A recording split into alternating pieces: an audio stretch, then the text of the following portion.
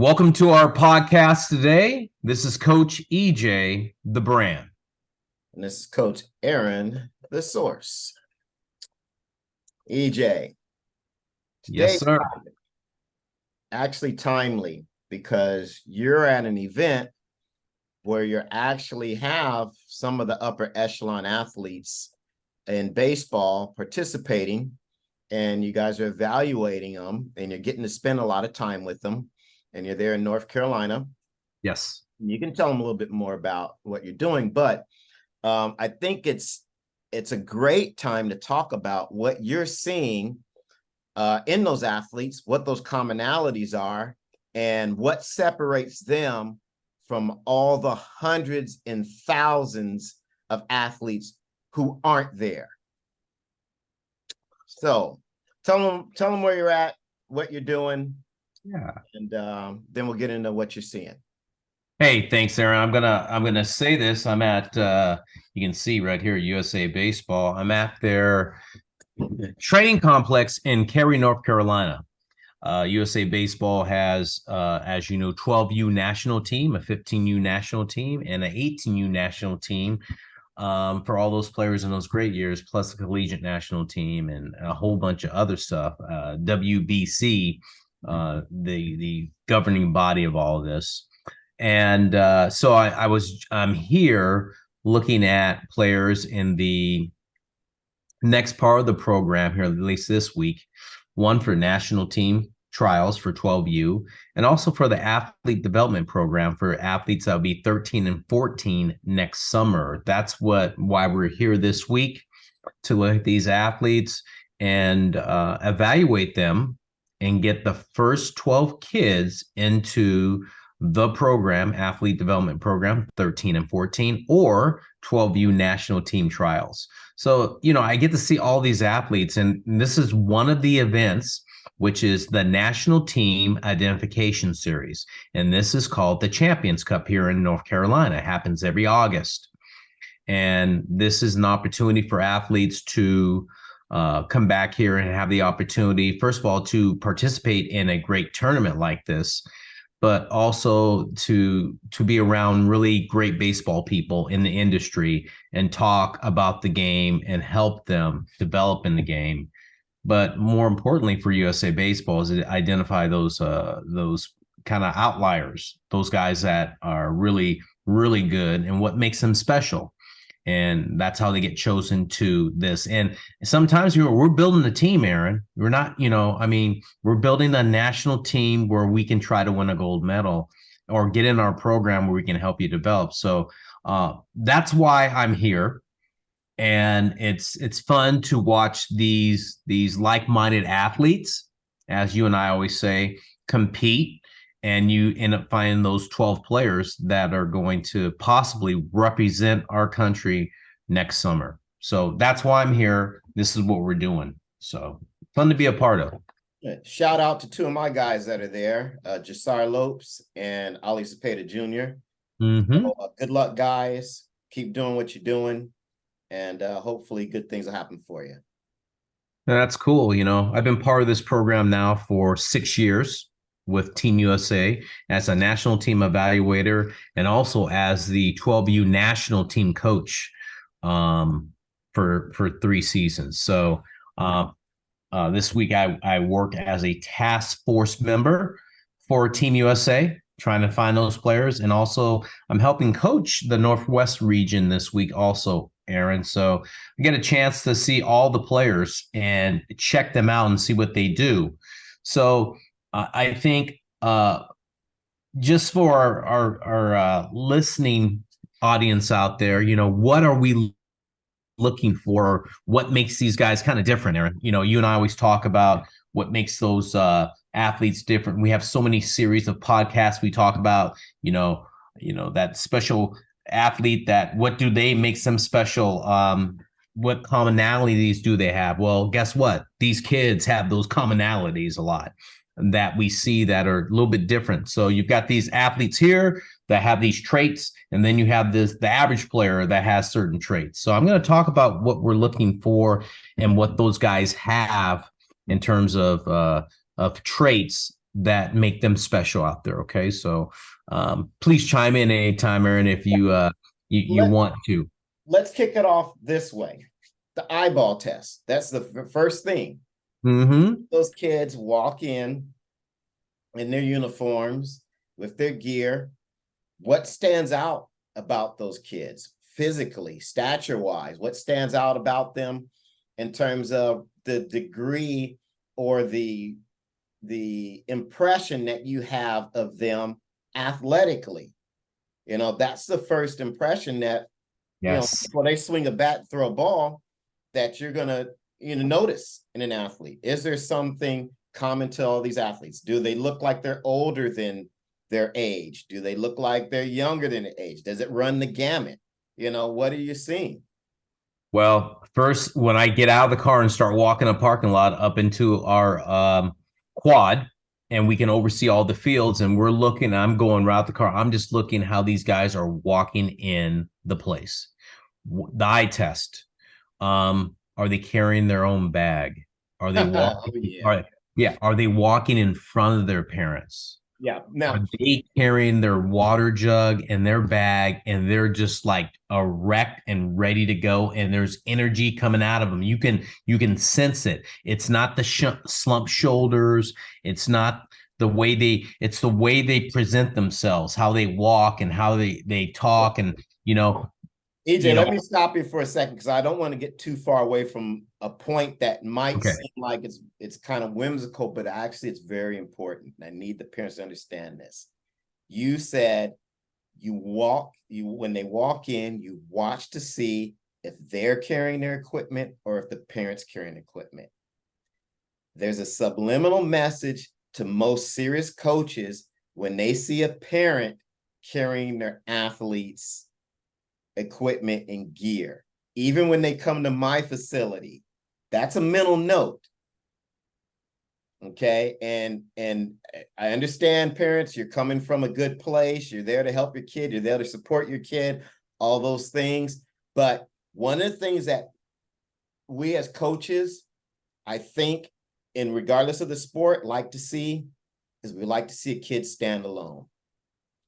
That Right. shows a level of independence that coaches will gravitate towards, even that subtle little thing. And I didn't want that point to be glossed over as something that's, again, something that's kind of whimsical and funny and that sort of thing. Because even something as simple as that can tell a coach something, or at least imply something about your athlete. That may not be the case, but we're talking, again, just the eye test. And again, I'm sorry to interrupt, but I just didn't want that to go by the wayside. It's a great point, Aaron, because you know what? Us serious coaches and evaluators are looking at everything, and that's part of it. And we want an athlete that's independent thinker, and they're able to function on their own, because when the game is going on, it's them and the ball and their teammates. And the more of those like-minded kind of athletes, we know they can function when the game gets on the line. They're going to function better. So, we look at that. That's, I mean, how does an athlete walk into the complex? How do they put their shoes on? Do they have their shoes on? Are they taking care of their equipment? How do they put their bag down? Are they just grabbing stuff and just going out there? Are they like, hey, I'm getting my stuff ready. I'm ready to go. Before we even get into a fundamental of going out and playing catch and all that stuff, I'm just looking for the presence of the athlete. What kind of presence do they have? What kind of energy do they have? Is this a high motor or is this a low motor? How does he handle that kind of stuff? So that's the first thing. The second thing, or a laundry list of things, I should say, when they take the field, are they walking out to stretch? Are they walking onto the field? After they make an out, do they walk back to the dugout? When they hit a ball, do they jog to first base, or do they backflip and walk? Or when they get a bad call from an umpire, how do they handle it? Do they turn around and give them the stink eye? Or do they just like, okay, that's all right, let's move on? Those little intangible things are very important for the makeup of an athlete that we're looking for. And so when we see those things not happening, not hustling, not getting after it, not competing, that's a red flag for me personally, speaking for myself as a task force member, because it's just like, is this person gonna hustle when we need to? Are they gonna hit a ball and they're not gonna run full speed down the line? So we see athletes who are successful at this process. They do all the small little things. They do the little things. They run the ball out. They run on the field. They run off the field. They're engaged on the fence, meaning they don't have to cheer and go crazy, but they're picking their teammate up. Hey, good play. Hey, nice swing. Good job. Good energy. Way to score that run for us. That little stuff, when you get around those kind of guys and you're trying to pick them, they're doing all this little stuff. And that has nothing to do with their baseball ability. Okay. So we're just talking about the eye, the intangible. Okay. Then we start looking at the tool set that they have. What do they have? Now, before you get to tool set, again, sorry to interrupt, but before you get to tool set, there's something that was running through my mind. This kind of goes back again to the whole nuance of the athlete and how you guys are, they're getting there. You're looking at them. The next question would be, to me, what are you seeing in their level of engagement? Okay, because to me, that's a big factor. Yeah. How are they interacting with those who are giving instruction? How are they taking instruction? Do they have their act together? Are they attentive? All of those sorts of things. What are you noticing about this group? Are they wide-eyed, bushy-tailed, ready, really eager? Or is it the sort of thing where you're telling, the same kid 2 or 3 times the same thing? Is there a group that's playing grab ass, back in the line, are there always, guys who are buddying up and they're always in the back, they're always the last of the pack? What would you speak to their level of engagement as a group and how these kids may be a little bit different, or at least showing a little bit different than some of the other athletes who aren't there? Well, we have dugouts, so there's a gate, obviously, and you get in and out of that gate in a dugout. It seems like these athletes that are very good and very talented are always near the front of that gate or there.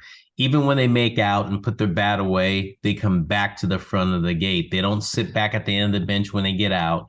They're engaged highly in the game. They're not like, hey, I'm just going to hang out here with my buddy over here, or I'm going to talk about something else that's not related to the game. These guys are there. Now, some guys, because I saw them back there talking about Pokemon and some other stuff. One guy had put hey, it's a 6th inning, and they still have 6,000 guys putting away his equipment. Like guys like that, and they're like, oh, I'm not into this, or they're talking about other things, the game's going on, their backs to the field. Well, these athletes who aren't doing that, or who are engaged in, moving on to the next step of USA baseball, they are at the front of the dugout listening. And when you talk to them, there's a calmness about them. It's not like, yes, coach, yes, coach, yes, coach, and didn't hear a word I said, or they gave me some like dirty look, or like, whatever, kind of look. They're like calm, listening. They can have a conversation with you, and you can go back and forth with them. What were you thinking? What'd you think about that situation? Why did you run in that? What were you thinking there? And they'll come up with a very clear answer and not be rattled, or not think it's a test. Like, we're not testing you right now. We're just asking you a question. Let's engage in a conversation. I want to know where you're at. It's a calmness about them when they play. One, calmness in the dugout. When they get to the plate, there's a calmness. When they're pitching, there's a calmness. When they're out in the field, there's a calmness. When they're running out to the position and they're engaged, there's a process. They're always engaged. No one has to tell them, hey, take every ball like it's a a game ready ball. They're in it. They're taking every rep and they're concentrating. So when you ask a team or players to be concentrating for 2 hours or 2.5 hours or 3 hours, they're engaged for those 3 hours. They're like on it. And they're probably tired mentally when they go home. Because I notice, those players, their uniforms a little dirtier than everybody else's. They are in the game and they look like they could play another game and they're ready to play another game and they want to play another game. It's not a chore for them to be there. They want to be there and they love it. That's what I see. And you see that. And we haven't talked about the skill set yet. And then, and before we get to that real quick, what do you notice in their preparation? That the preparation in terms of what you guys put together for them as a group, and maybe what you might see some of them doing individually. Well, yeah, that's good. They all come to the complex relatively at the same time they walk in together. But the ones that seem to have that sixth tool, the intangible and that little stuff, one is that it's the way they go about taking the stuff out of the bag and being ready to go and being the first person out on the line and ready to stretch. It's not like they're like wasting energy or messing around or talking to other guys. They're just like engaged. They're focused, very focused, but it's not a focus where it's like you can't talk to them. They're just, there's a joy of playing. There's a joy of playing and loving what they're doing too. So that's important. The other thing I noticed is the physicality of these guys. Like they have had some sort of training or they've had like they've had some help somewhere, or they don't look tired. Like it's hot out there, man. It's over 100 degrees and it's humidity. And they're not complaining about that. They look like they're a fresh athlete all the time. It doesn't look like they're, oh, man, it's hot, or their shoulders are always seem to be up. And it's like that guy, there's something different about that guy. It's an it factor. He has the it factor. Well, from what you're saying then is at some point in time, even at this age of 12, 11, that sort of thing, they've made a decision to do something extra. Yes, they have. You can tell it's different than everybody else. Everybody else is there like, okay, I'm on the team. I'm happy to be here. And this is great. And okay, I'm going to talk about something else now. I'm good here. I'm good for a little bit. They don't let off the brake, man. But it's not the intensity where they're going crazy. It's just like they're just focused and you can see it. And they're just, hey, North Star, here I am, and I'm ready to go. And it's not anything forced. It's like they get into it. I mean, you see these guys when they go to hit and there's intent to hit. Okay. And that has nothing to do with size, but they're in it and it's intent to hit, intent to feel the ball, intent to throw it. And they're not looking at any of the evaluators. Like I'll come in the dugout and they could, unless I talk to them, they don't know I'm there. Now the other guys, they know I'm there. But these guys are like, okay. It's not like they have to come by me and start talking to me. Hey, what's up? Give me a bump and that's it and walk away. Or, it's not anything that's forced, like I said. So, the physicality, and when I say physicality, I'm not talking about they're 6'5" and they look like this at 12. I'm saying the athlete has the athleticism, the coordination, the ability to control their body. And that's what I mean by physicality. It has nothing to do with, well, this guy's 5'3", but he moves like an athlete. He has body control. He can throw off bounce. He gets something on his throw. He has intent when he swings. He dives for the ball. He gets up and he throws the guy out. That's what I'm talking about. You see that. That's a separator right there, is that the player understands their body and is not afraid to use the body when they're playing. You see? No, you just answered exactly what I was going to state. We've been around each other too long, because I definitely wanted people to understand that at least what we define physicality as, right. Because most people will, the first thing that pictures in their head is like, yeah, the 12-year-old who's, 5'10", 130 pounds or something like that. Right. Right. And that's not what physicality is. Mm-mm. Mm-mm. It's not. And, we have all shapes that move on to the next level. And, there's some guys that are physically stronger than other guys in terms of just stature. And there's some guys who are just shorter and maybe not as big, but their exit velocity and their speed and the way they play the game is beyond those guys that have that physicality. And that just goes, whoa, there's like, this kid's 5'5" and he's 120, 110, and he plays like he's 6 feet, 155. So that's the physicality I'm talking about. Like that player can make that play. It's athletic. They know how to move their body, know how to run. And that's another thing. When I watch guys run, their gait, when they're running, like, okay, is that person coordinated? How are they running? How are they using their body?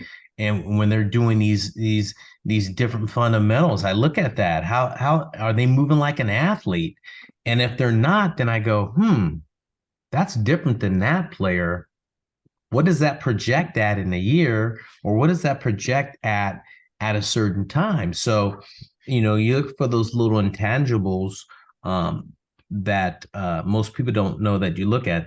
We're not just looking at how far a guy hits the ball or he throws this hard. Those are part of the process too, but it's not the end all sometimes with guys, Now we've kind of talked about, their arrival, there and they're playing. Are you guys able to spend any time, or do you have any observations about these kids when the game is over and what they're doing with their free time? Right. How they're handling that, That's when we talk to their coaches. A lot of these athletes come with their parents and they stay with their parents. So we don't really have control of that. But I will say that, one thing we're really getting the staff at USA Baseball is talking to their coaches and getting additional information that we may not know a lot of times. A lot of times we'll go sit in the dugout. That's what I do. Or I'll go sit on the side and I'll just find out as much information as I can. And you find that if you're a really good scout, a really good task force member, you will dive into that and talk to the player and ask them questions outside of baseball. And so are you seeing these kids warm down, are in doing anything where they're, taking their recovery under their own, I don't know, they're, taking it on themselves versus, right. Okay, everyone, the game's over, and then everyone just walks off. Are you seeing some guys saying, hey, I'm going to jog down, I'm going to stretch? And maybe they're at the age where they still don't know those things, but are you seeing that sort of thing? And then also in these conversations after the game, are they able to articulate what's going on with them, what may have happened with them as well when they talk to you? Are they demonstrating an understanding of what they've kind of just went through, which might denote that, hey, these guys are processing this. Can you say the word process? Thank you. And which in turn will probably lead to them acting upon what their conclusions are later, which always makes for a better athlete. Right. Two things, Aaron. One, when I get an opportunity to talk to some of these guys after the game, I might say, hey, tomorrow, I'd like to see you do this. And then they'll go, oh, okay, I understand. Or the player, you go up to the average guy and they're like, did you like me today? Or, or why are you talking to me? Rather than listening to the question I asked, like tomorrow, I'd like you to do this. Okay, gotcha, coach. Here's a bump. Good. We're good. That's all it needed there. I didn't need any extra information. The better players are just calm. It goes back to what I said earlier. They're calm a lot of times, and they feel good about what they're doing. So I think that's one thing when you talk about that. The second thing is that once we identify these players, this group, and it's usually anywhere from 30 players in an event like this, you invite them to a workout. And then you can see the separation with those 12 players that you're trying to find. One, all the things I mentioned earlier, the calmness, um, their confidence at doing a skill, whether they miss the ball or execute it, the calmness is the same. And you notice that during the workout, they're not looking at you. These 12 guys aren't looking, or not, but the other 18 guys know you're there. And they're like always like looking at the side of their eye, like, did I do that all right? And those 12 guys are just here. They're focused, ready to go. And that stands out when they play on their teams outside of this workout. There's a workout that you choose from all these players on these teams after, like on a Saturday, there's a workout for just these 30 players that you have identified. And they're different than the group. And those 12 players within that workout are different than everybody. They stand out because, like I said, confidence, the ability to listen and to have a conversation, to smile and feel good about what they're doing. The other guys are worried, like, hey, you hear stories and parents are giving these guys pep talks before the workout. For what? For what? It's just a workout. It's not anything more. So, that's a red flag. Parents giving the guy a pep talk or like, you better do this. You better do that. No, this is just a workout. We want to see something that maybe we didn't see. It's not that big a deal. And the kids that do well in that workout, then the guys that we end up choosing eventually to get into one of the programs, they just love to play the game, man. And they are calm. I will say it. They're calm and they're confident, and their skill set shows it. Well, I mean, there's something to be said about confidence and understanding that, when you're in a space like that, that you deserve to be there. And that goes back to, your confidence comes from all of the preparation and things that you've done before you even gotten there. Right. Know, hey, I belong here. And so there isn't as much anxiety and worry. I mean, obviously you're always, you're going to be a little anxious because you want to make the team and that sort of thing. But right. It's not as apparent in those athletes that have done everything and have that different mindset than those who might feel like, well, hey, maybe I've gotten here, but maybe I haven't done everything I need to do or should have done before I got here. I will say this. I will say this too, Aaron, is that those parents never approach us. You wouldn't know, like, who's that guy's parent. They're high. They're not the ones that are by the fence. They're like down the line or in a place where you wouldn't think they would be, or they're out of sight. You don't know. Like, I might try to find that parent and say, what is that? What is this athlete going to look like a little bit later, height wise and stuff like that, genetically? But you got to go search out their parent.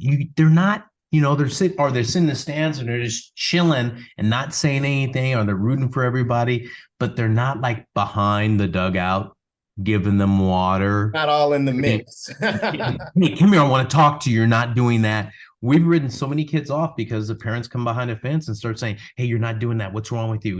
And we're going like that. No, that's not going to work for Team USA. So it's interesting. I see a calmness with their parent. I see a calmness with the athlete. I see, like you said, a prepared athlete. You can tell. And you know what? They're confident. It's not forced to talk to us. It's just like they're natural with it. Yeah. That's what we see, my man. Yeah. Oh, I mean, first thing you got to do is you got to expect that you should be there. Right. You should expect you should be there. I mean, you want to be there, and you belong. I think that's Exactly. you belong. So, Any other thoughts or things that might help some of our parents at home prepare their athlete? well, I will say this, Most of Aaron. what we've talked about. I mean, if you want to get into some Mhm. of the metrics real quick, not necessarily metrics, but some of the things you're seeing in terms of their play, is there a certain way the ball is coming off the bat? Is there a certain way that they're moving to the ball? Are there things like that that maybe are standing out? Is there a certain level of polish Mhm. that's being demonstrated by these athletes? Obviously, their skill set is above the average kid, but Right, it is. are there certain things that you might want to articulate, or can you even articulate to the parents at home in terms of those things? So I'm sure a lot of parents are chomping at the bit. I'm sure you don't have the, hey, everyone's exit velocity speed is a minimum of this, and Yeah. and I don't know if you guys even do. I know you're gathering metrics, but that probably may not be until later. Um, I will say this is that is there better quality contact? In other words, yeah, I mean, I look at contact. How many times is this guy's bat to ball skills really good? They hit the ball in the barrel all the time. And if they do, what's the launch angle they hit at? I know that I'm looking at for 12 and 28 in between that on that launch angle. Are they hitting the ball consistently like that? Does it come off at a trajectory that I like? Those guys are very it's very common. It comes off that trajectory, and some are going to come off faster because there's more physicality. I yeah, get that.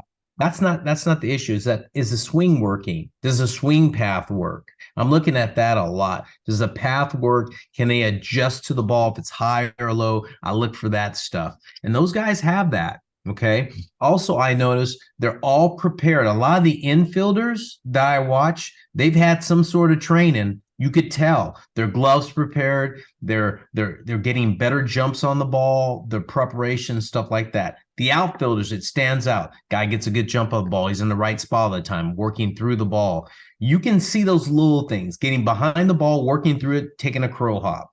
I look at how they throw the ball from the outfield. It's always on a line. It's not like this air mel thing up in the air. It's on a line. The better players have that engaged. So they're doing all that stuff. Like, I think it's fundamentally sound stuff. Make sure your kid is fundamentally sound. They know how to throw the ball from the outfield, know how to throw the ball from the infield, know how to prepare and catch the ball when they're in the infield. They're pitching. They know have command and can execute pitches. And I think that's not being taught. How do they execute pitches? It's 1-2. The guy is late.